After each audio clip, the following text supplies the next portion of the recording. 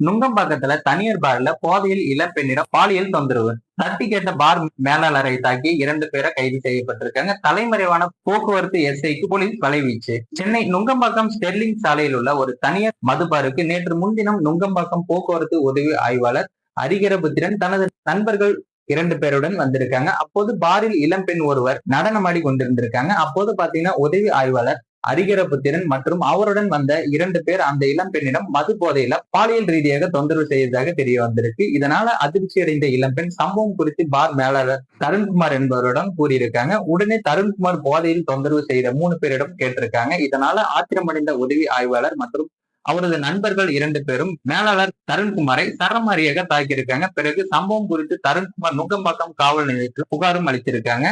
அந்த புகாரின்படி போலீசார் சிசிடிவி பதிவுகளின்படி விசாரணை நடத்திய போது மது போதையில் இளம்பெண்ணிடம் உதவி ஆய்வாளர் உட்பட 3 பேர் தொந்தரவு செய்தது தெரிய வந்திருக்கு.